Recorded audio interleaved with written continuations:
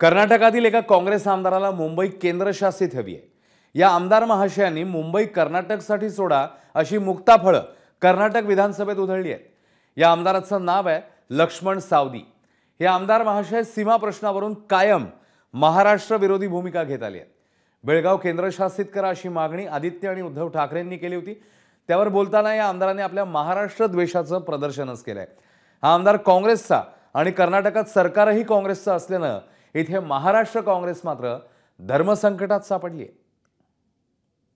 ಕೊಡೋಣ ಮತ್ತು ವಿನಂತಿಯನ್ನು ಮಾಡೋಣ। ಇವತ್ತೇನು ಬೆಳಗಾವಿಯನ್ನ ಕೇಂದ್ರಾಡಳಿತ ಪ್ರದೇಶ ಅಂತ ಹೇಳಿ ಮಾಡಬೇಕು ಅಂತ ಹೇಳಿ महाराष्ट्रದವರು तुम्हाला वाटलं असेल की चुकून कन्नड चॅनल लागलं की काय?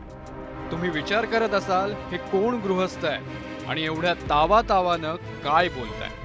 तर हे आहेत कर्नाटकचे काँग्रेस आमदार लक्ष्मण सावदी आणि हे काय मुक्ताफळं उधळतायत ते मराठीतून समजून घेऊया।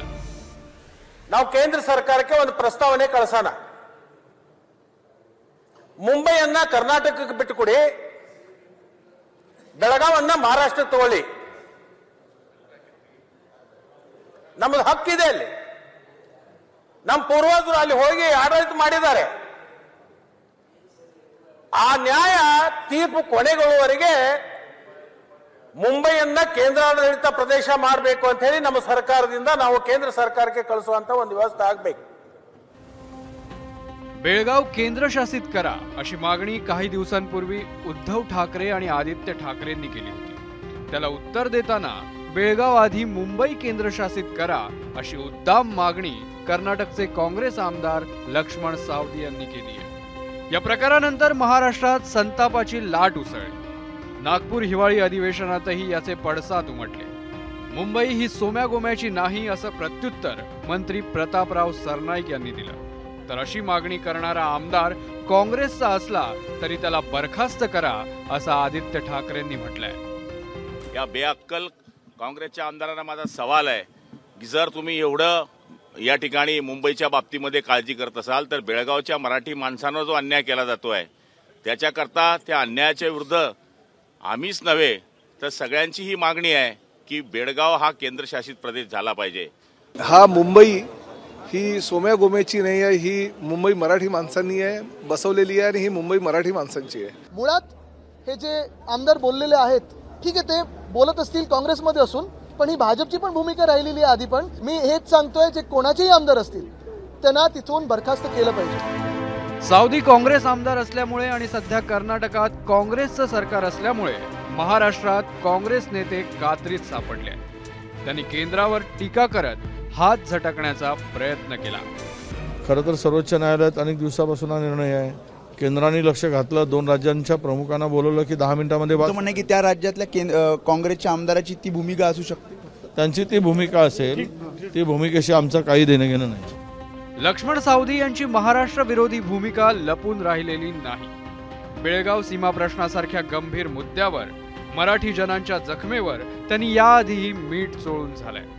हे लक्ष्मण सावदी कोण आहेत त्यावर एक नजर टाकूया।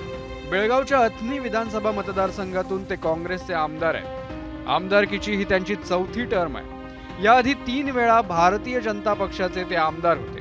2018 साली त्यांचा काँग्रेसमध्ये असताना पराभव झाला। त्यानंतर त्यांनी भाजपमध्ये प्रवेश केला। त्यांना उपमुख्यमंत्रीपद मिळालं। BS येडियुरप्पा सरकारमध्ये विविध मंत्रिपदाचा कारभार त्यांनी सांभाळला। कर्नाटक विधानसभेमध्ये अश्लील चित्रफित पाहताना सापडल्यानं त्यांची देशभरात चर्चा झाली। याच पॉर्नगेट प्रकरणी त्यांना राजीनामाही द्यावा लागला होता। त्यांची सुरुवातीपासूनच महाराष्ट्र विरोधी टोकाची भूमिका राहिली। चंद्र तारे आहेत तोपर्यंत आम्ही बेळगाव महाराष्ट्राला देणार नाही असं ते बोलले होते। 2023च्या विधानसभा निवडणुकीपूर्वी भाजपनं त्यांना तिकीट नाकारलं आणि नाराज होऊन त्यांनी काँग्रेसमध्ये प्रवेश केला। भाजप उमेदवाराला त्यांनी 76,000 मतांनी हरवत ते पुन्हा काँग्रेसचे आमदार बनले। बेळगाव केंद्रशासित करा अशी मागणी करणाऱ्यांची बुद्धी भ्रष्ट झाली आहे अशी टीका लक्ष्मण सावदींनी केली आणि मुंबई कर्नाटकला सोडा अशी उर्मट मागणीही त्यांनी केली। दरम्यान लक्ष्मण सावदी यांना कोल्हापुरातील ठाकरेंच्या शिवसैनिकांनी त्यांच्याच भाषेत सुनावलं। तुम्ही जर कुठल्या प्रकारचे जर वक्तव्य करत असाल तर बेळगावमध्ये बसून तुम्ही करू नका। जर त्या लक्ष्मण सावदीची हिंमत असेल तर तुम्ही कागल पास करून कोल्हापुरात या, मग तुम्हाला काय केंद्रशासित करायचं ते आम्ही दाखवतो आणि कोल्हापूर आणि महाराष्ट्र हिसका आम्ही तुम्हाला दाखवतो. ज्या मुंबईमध्ये रक्त सांडेला हा मुंबई आम्हाला वाचवण्यासाठी, माठ वाचवण्यासाठी तुम्ही हा बोलून इथं येऊन बोला आणि मग तुमचे कपडे फाडल्याशिवाय कुठलाही शिवसैनिक गप्प बसणार नाही, मराठा माणूस गप्प बसणार नाही, महाटेर माणूस गप्प बसणार नाही. सरकार कोणत्याही पक्षाचं असो, कर्नाटक सरकारची भूमिका कायम महाराष्ट्र विरोधी राहिली आहे. बेळगाव अधिवेशनाच्या पहिल्याच दिवशी महाराष्ट्र एकीकरण समितीच्या महामेळाव्याची मुस्कटदाबी करून त्याचा आणखी एकदा प्रत्यय त्यांनी दिलाय. मात्र आता थेट मुंबईबाबत चुकीचं विधान करून कर्नाटकच्या काँग्रेस आमदारानं आगळीक केली आहे. त्याला उत्तर महाराष्ट्रातले सगळेच पक्ष एकमुखानं देतील का? राज्यातले काँग्रेस आमदार कर्नाटकातील काँग्रेस सरकार विरोधात भूमिका घेतील का? याकडे आता सगळ्या महाराष्ट्राचं लक्ष असेल. ब्युरो रिपोर्ट, एबीपी माझा. एबीपी माझा, उघडा डोळे बघा नीट.